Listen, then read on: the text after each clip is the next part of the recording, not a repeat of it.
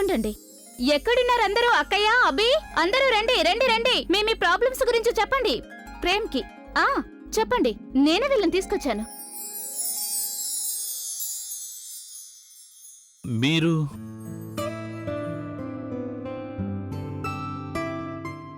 అదంతా నిజమే. నేను ఈ అపోహను దూరం చేసి తీరాల్సిందే. ఈరోజు చేస్తాను. మీకు చాలా ధన్యవాదాలు. ఈ దేశంలో అందరికీ నేను తెలుసని పొరపాటు పడ్డాను. కానీ చూడండి, నా పేరు ప్రేమ్. American immigration. ఇంతకీ మీరు ఇక్కడ? ఇందు గారే మమ్మల్ని ఇక్కడికి రమ్మని పిలిచారు. మీ ఇంట్లో ఏవో ప్రాబ్లమ్స్ ఉన్నాయని చెప్పారు. మీలో ప్రేమకి లోటు ఉందని తెలిసి ప్రేమ్ ఇక్కడికి వచ్చాడు సాల్వ్ చేయడానికి. అలాగే ఈ దీపావళి రోజున శుభ సమయంలో ఏవైనా సాయం చేయగలిగినంటే చాలా బాగుంటుంది. మీరిక్కడ చాలామంది ఉన్నారు. చాలా పెద్ద ఫ్యామిలీలా ఉంది. మీకు చాలా ప్రేమ కావాలి. So we would love to help. అంతే. అలాగా, వెల్కమ్. చూడండి, మా ఇల్లు ఒక దేవాలయం కాదు. మా ఇల్లు సమస్యలతో నిండిపోయింది. ఈ ప్రేమ్ రావడం వల్ల ఎవరి సమస్య అయినా తీరే అవకాశం ఉంటుంది.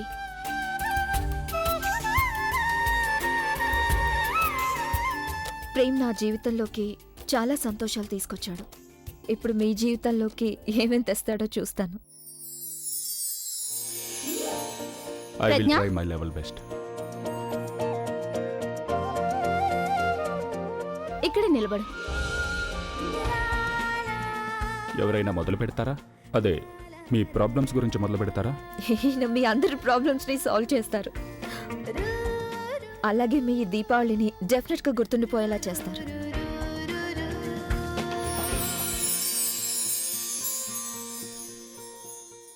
చెప్పండి చెప్పండి, ఎవరో ఒకరు చెప్పండి. ఓకే, నేను ముందు చెప్తాను. నిజానికి మా ప్రాబ్లం ఏంటంటే, నేను పెద్దదాన్ని, అందుకని అందరికంటే ముందు నేనే నా ప్రాబ్లం గురించి చెప్పాల్సి ఉంటుంది. లేదు ప్రేమ్ గారు, నేను అందరికంటే చిన్నదాన్ని, అందుకే నేనే ముందు ప్రాబ్లం గురించి చెప్పాలి. అరే అరే, నేను కదా పిలుచుకొచ్చాను. ముందు నన్ను చెప్పనివ్వండి. మీరు ఒకరి తర్వాత ఒకరు మొదలు పెట్టేస్తున్నారు ఎందుకు? లేదు లేదు ప్రేమ్ గారు, నేను చాలా బాధపడుతున్నాను మా అత్తగారు పెట్టే కష్టాల వల్ల. అరే, తను నా వల్ల ఏం బాధపడుతుంది? నేనే తన వల్ల విసిగిపోయాను. నన్ను కూడా ఎవరైనా మాట్లాడిస్తారా లేదా?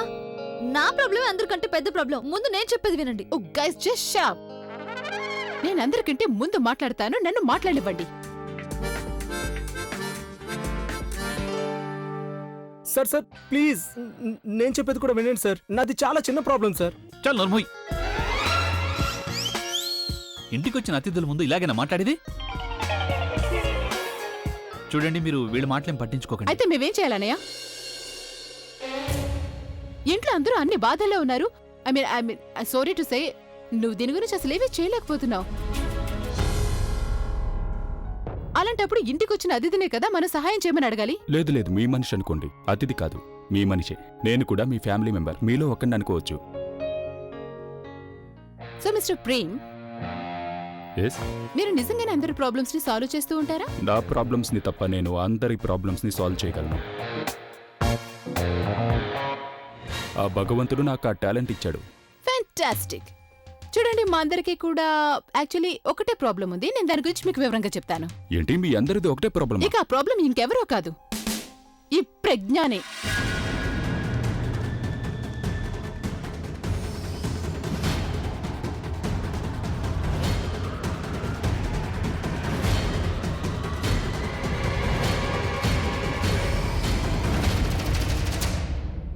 మీకు తెలుసా, తను మోసం చేసి మా అన్నయ్య ప్రాపర్టీ, ఇల్లు, డబ్బు మొత్తం అన్ని తన పేరు మీద రాయించేసుకుంది.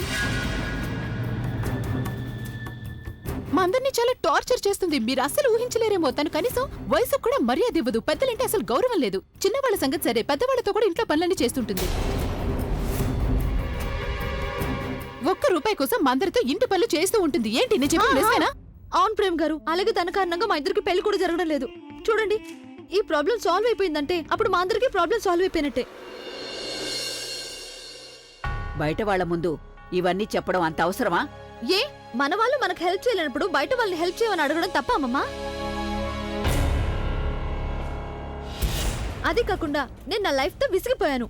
ఈ దీపావళికి నాకు ఇంట్లో సంతోషాలు కావాలి, అండ్ దాట్స్ ఇట్. అలాగే నాకైతే స్వేచ్ఛ కావాలి. అవును ప్రేమ్ గారు, నాకు కూడా స్వేచ్ఛ కావాలి మా అత్తగారి నుండి.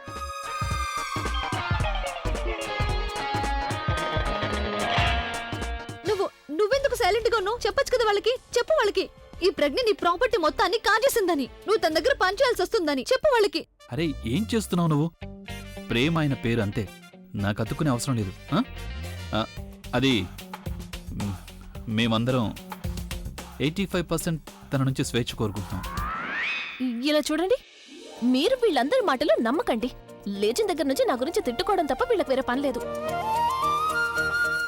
మీరు అలసిపోయి ఉంటారు కదా, నాతో పాటు పదండి, విశ్రాంతి తీసుకోండి.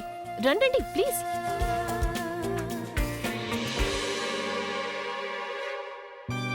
అదేంటి వెళ్ళిపోయింది? మీరు మీ గర్ల్ ఫ్రెండ్ ఎందుకు ఆపలేదు? తను కూడా పాడైపోతుంది తనలాగా. తను చాలా తెలివైంది, ఎవరేం చెప్పినా నమ్మదులేండి.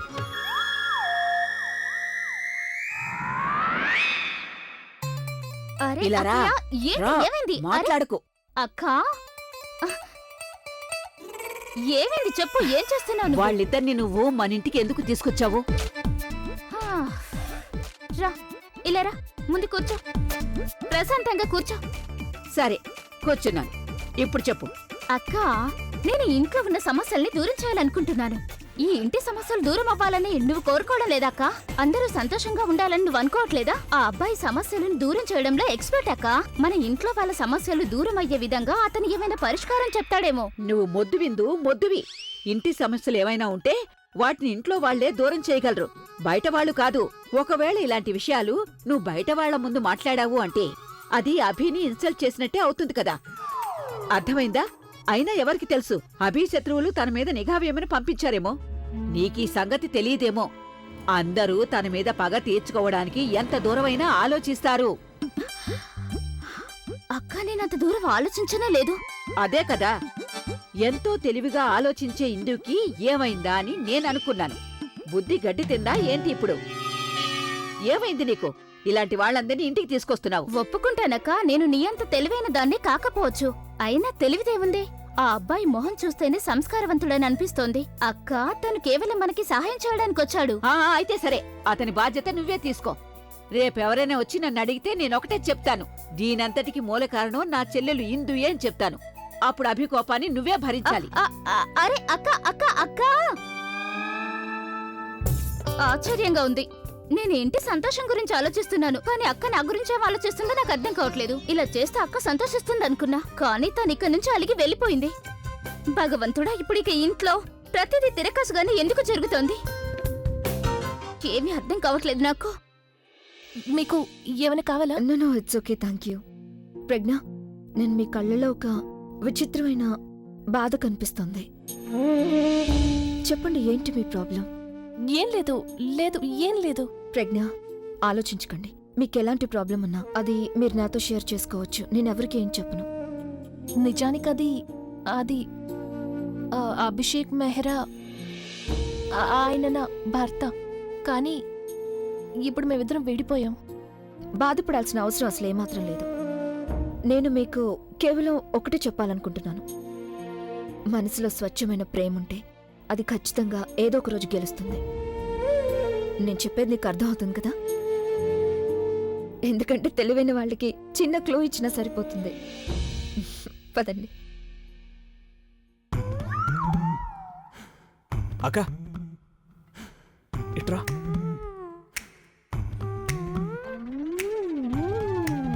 ఏంటి? అతను ఆ ప్రేమ ఉన్నాడు కదా, అతని మీద నాకు అనుమానంగా ఉంది. అనుమానమా? ఎందుకు?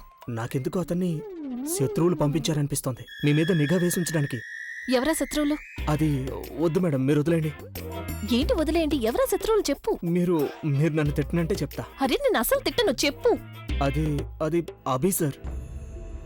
ఆయనే పంపించుంటారు ప్రేమ్ని, శత్రువుని ప్రేమదూతగా మార్చి. ఆయన మీ మీద... చాలా ఆపు రఘు, ఆయన గురించి కాస్త మర్యాదగా మాట్లాడు. ఆయన నాకు శత్రువు కాదు. ఒకవేళ ఆయన శత్రువు కాదంటే మరి మీతో అంత రూడ్గా ఎందుకు ప్రవర్తిస్తున్నారు? నేను చెప్తున్నాను కదా రఘు, ఏదో విషయం ఉందని. అదేంటో నీకు తెలీదు. నేనెలా చెప్తానో నువ్వు అలాగే చెయ్యాలి, అర్థమైందా? ఎక్కువ ప్రశ్నలు వెయ్యొద్దు. కానీ మేడం, అది... నేను చెప్పాను కదా రఘు, నేను ఆయనతో ఎలాగైనా మాట్లాడతాను, కానీ నువ్వు మాత్రం ఆయనకి మర్యాద ఇచ్చి మాట్లాడాలి, అర్థమైందా? సరే విను, నువ్వు నాకు ఒక ముఖ్యమైన పని చేయాలి. మేడం మీరు చెప్పండి, మీ పనిని నేను క్షణాల్లో పూర్తి చేస్తాను. చెప్పండి. దీపావళి పూజలో ఆయన నా పక్కన కూర్చుని పూజ చేయాలని కోరుకుంటున్నాను. ఆయన ఎవరు? ఆయనే మీ సార్. కానీ మేడం, ఆయన మీ పక్కన ఒక్క నిమిషం నిలబడ్డానికి కూడా ఇష్టపడరు. మరి మీరు ఆయనతో కలిసి పూజలు ఎలా కూర్చుంటారు? నువ్వు మళ్ళీ ప్రశ్నలు అడుగుతున్నావు. చూడు, అమ్మమ్మ ఏం కోరుకుంటున్నారంటే అది దీపావళి పూజకి ఆయన మనవడు కూర్చోవాలి అని. పైగా అలాంటి పూజలో భార్యాభర్తలు కలిసి చెయ్యాలి.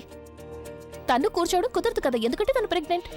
అందుకని నేను ఆయన పక్కన కూర్చోవాలని అనుకుంటున్నాను. ఓకే? దానికి నాన్న ఒప్పుకుంటారా? ఆవిడెందుకు ఒప్పుకోరు? నువ్వు ఒక పని చెయ్యి. నువ్వు ఆయన్ని ఎలాగైనా కన్విన్స్ చేయాలి పూజలు నా పక్కన కూర్చోడానికి. ఓకే? నేను పైకి వెళ్తున్నాను, కిందకి తిరిగి వచ్చేసరికి నువ్వు ఈ పని పూర్తి చెయ్యాలి. Okay madam. అసలు ఇంట్లో ఏం జరుగుతుందో నాకేం అర్థం కావట్లేదు. వీళ్ళిద్దరికి ఒక్క నిమిషం కూడా పట్టం లేదు. ఒకరితో ఒకరు మాట్లాడుకోవడానికి కూడా ఇష్టపడరు. కానీ ఇప్పుడు కలిసి పూజలు కూర్చోవాలనుకుంటున్నారు. పైగా దీనికి ఇంట్లో ఎవరు అబ్జెక్ట్ చేయరంటున్నారు. అలాగా? అయితే శత్రువులు ఇప్పుడు ఇలా ప్లాన్ చేస్తున్నారన్నమాట. అభి సార్కి చెప్తాను. సార్ సార్ సార్ సార్ ఒక్కటిచ్చానంటే నీ పని అయిపోతుంది. ఏంటి ఝాన్సీ రెండ్లాగా పరిగెడుతున్నావు? శత్రువులు నీ మీదకి దాడికి వస్తున్నారా, నువ్వు వాళ్ళ మీదకి దాడికి వెళ్తున్నావా? సార్ శత్రువుల నుంచి ఇన్ఫర్మేషన్ తీసుకొచ్చాను. ఏంటా ఇన్ఫర్మేషన్?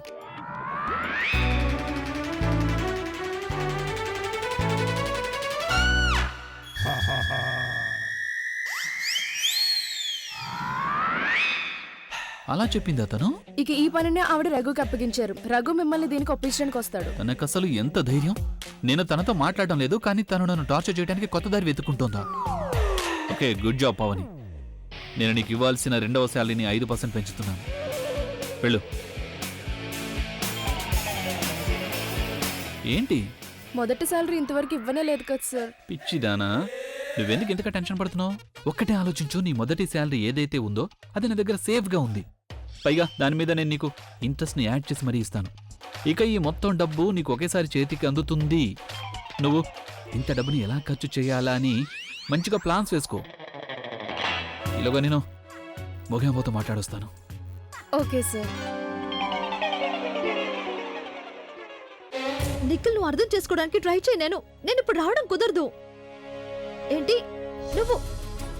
వద్దు ప్లీజ్, నువ్వు మాత్రం ఇక్కడికి రావద్దు. నిఖిల్, నీకు చాలా బాగా తెలుసు ఇక్కడ దీపావళి ఏర్పాట్లు జరుగుతున్నాయి. నేను అందరితో కలిసి బిజీగా ఉంటాను. నేను నీతో మాట్లాడడం కాదు కదా, కనీసం కలవడం కూడా కుదరదు.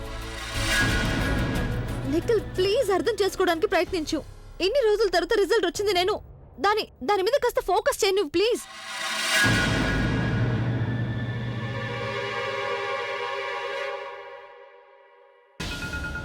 చూడు, నువ్వు కాస్త ఎక్కువ చేస్తున్నావు. నీకు అనిపించట్లేదా?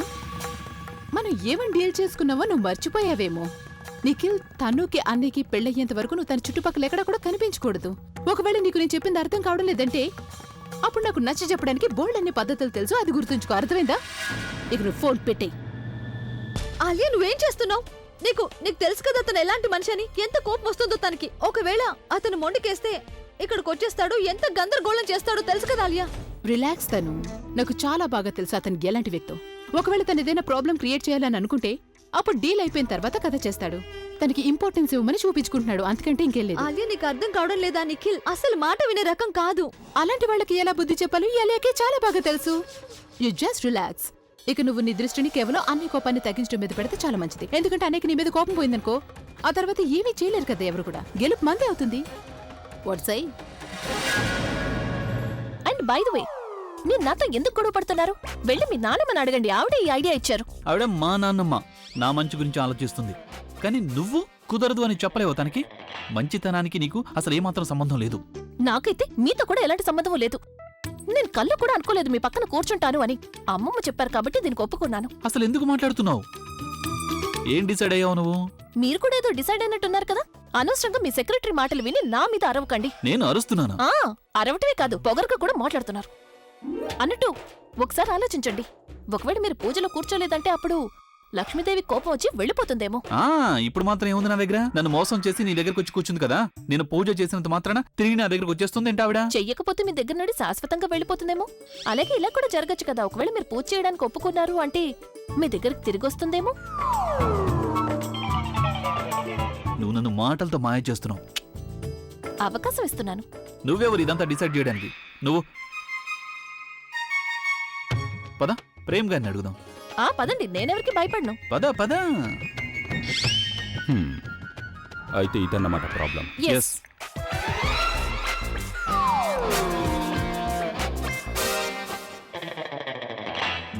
అవును, మీ ప్రాబ్లం గురించి నాకు అర్థమైంది. అలాగే ఆ ప్రాబ్లంకి సొల్యూషన్ కూడా తెలిసిపోయింది నాకు. రియల్లీ? ఆ, అంటే దీని అర్థం నేను ఇంతకు ముందులాగా ఫ్రీ బర్డ్ అయిపోతానా? దీని అర్థం నేను తన టార్చర్ నుంచి తప్పించుకోగలనా? పాసిబుల్ అని అనిపిస్తుంది నాకు. అయితే సొల్యూషన్ ఏంటో త్వరగా చెప్పండి. ప్రేమ. నాకు మీ పేరేంటో తెలుసు, నేను అడుగుతోంది సొల్యూషన్ ఏంటి అని. నాకు తెలుసు మీకు నా పేరు తెలుసని. ప్రేమ. మీ ఇద్దరి లైఫ్లో ప్రేమ లోటు ఉంది. అంటే మీ లైఫ్లో ప్రేమ తక్కువగాను మనస్పర్ధలు ఎక్కువగాను ఉన్నాయి. ఇలా చూడండి, మన మనసులో చాలా ప్రేమ ఉంటుంది, కానీ వాళ్ళకి మనం మాటి మాటికి తెలియజేస్తూ ఉండాలి మనం వాళ్ళని చెప్పలేనంతగా ప్రేమిస్తున్నామని. ఉదయం లేచిన దగ్గర నుంచి రాత్రి పడుకునే వరకు ఇది కాస్త కష్టంగానే ఉంటుంది. కేవలం 5 నుంచి 10 సెకండ్లు టైం తీసుకుని ఒకసారి తనకి ఐ లవ్ యూ చెప్పేయండి. సార్, చాలాసార్లు చెప్పాను నేను. మళ్ళీ మళ్ళీ చెప్తూ ఉండండి. అయ్యో, అప్పుడు మీరు ఎలా చెప్తే తను అలాగే చేస్తుంది. నేను ఎలా చెప్తే అలా చేస్తుందా? అంటే నేను తనని ఎక్కడ సైన్ చేయమని చెప్తే అక్కడ సైన్ చేసేస్తుందా? అలాగైతే నేను తన దగ్గర సంతకాలు చేయించుకుని నా ప్రాపర్టీస్ అన్ని తిరిగి తీసుకోవచ్చు. వావ్, ఏడే నాకు ముందే ఎందుకు రాలేదు? Thank you sir. So you are a genius sir. మీరు నాకు ఇంత పెద్ద ప్రాబ్లంకి సొల్యూషన్ ఇచ్చారు, అది కూడా ఇంత త్వరగా. నాకు అర్థం కావట్లేదు నేను మీకు ఎలా థ్యాంక్స్ చెప్పాలో. థ్యాంక్ యూతో మొదలు పెడతాను. అలాగే మీరు నా కోసం ఇంత పెద్ద సహాయం చేశారు కాబట్టి నేను కూడా మీకు ఒక చిన్న గిఫ్ట్ ఇద్దాం అనుకుంటున్నాను. మీరు ఇక్కడే ఉండండి. I'll just be back. ఎలా జరిగింది మీటింగ్? ఇదేంటి ఇలాంటి సొల్యూషన్ ఇచ్చారు మీరు? సరైన సొల్యూషనే ఇచ్చాను. నాకేమనిపిస్తుందంటే వీళ్ళిద్దరి కెమిస్ట్రీ ఇంతకు ముందు బానే ఉండేది, తర్వాత ఏదో వచ్చుంటుంది వీళ్ళ లైఫ్లోకి, అందుకే వీళ్ళ మధ్య దూరం పెరిగింది. ఒకవేళ వీళ్ళు ఒకరితో ఒకరు కాస్త టైం స్పెండ్ చేశారంటే అప్పుడు ఎలాంటి గొడవలు ఉండవు. నేను చెప్పింది చెప్పినట్టు చేశారంటే ఇద్దరు దగ్గర అవుతారు. మీకోసం చిన్న gift.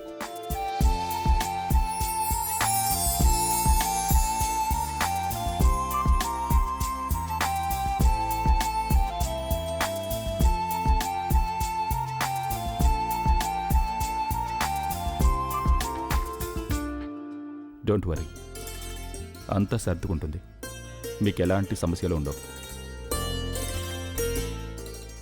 Thank you so much. Thank you.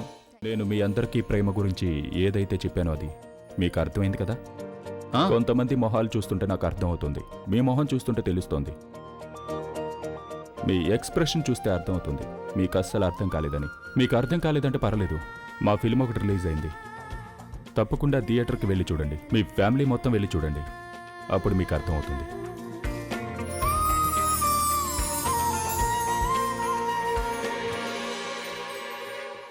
అలాగే మీ అందరూ బాగా ఎంజాయ్ చేస్తారు, ఇది నేను మీకు ఇచ్చే గ్యారంటీ, ప్రామిస్ చేస్తున్నాను నేను. అలాగే ఒక ముఖ్యమైన విషయం చెప్పాలి. మా సినిమా ఉంది చూడండి, అందులో ఒక చాలా మంచి పాట ఉంది, ప్రేమ్ లీలా అని. ప్రేమ్ లీలా? అవును. ఆ పాటలో అసలు ఏముందో అది నాకు సరిగ్గా తెలియదు, కానీ మీరు ఎప్పుడైతే ఆ పాటను వింటారో అప్పుడు మీ ఫ్యామిలీ మొత్తాన్ని ఇన్వైట్ చేసినట్టు అనిపిస్తుంది. మరి ఇప్పుడు మనం ఆ పాటతో సెలబ్రేట్ చేసుకుందామా?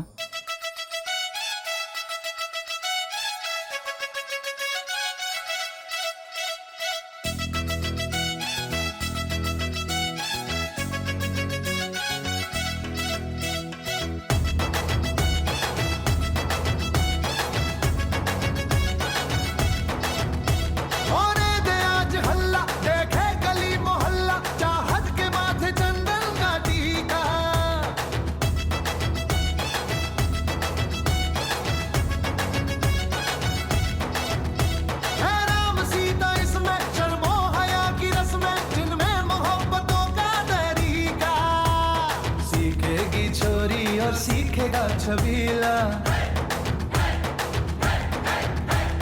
सीखेगी छोरी और सीखेगा छबीला, रामसिया की देखो निराली है प्रेम लीला,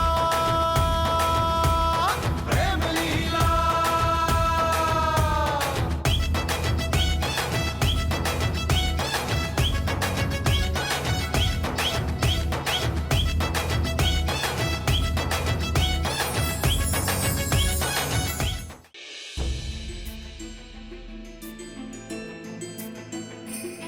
నాకెందుకు ఇంత అలసటగా ఉంది? నేనే పని కూడా చెయ్యలేదు కదా, ఎందుకిలా?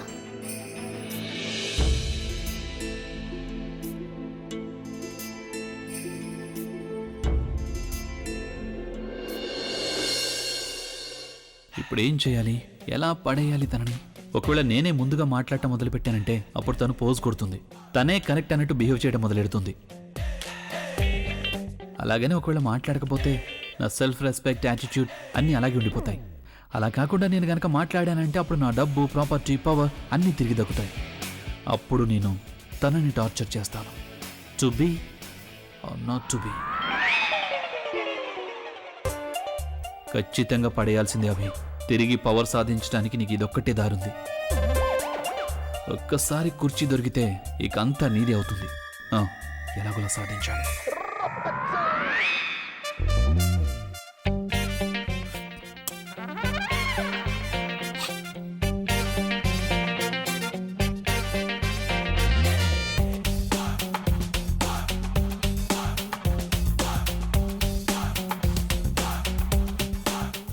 చాలా క్యూట్గా ఉన్నావు.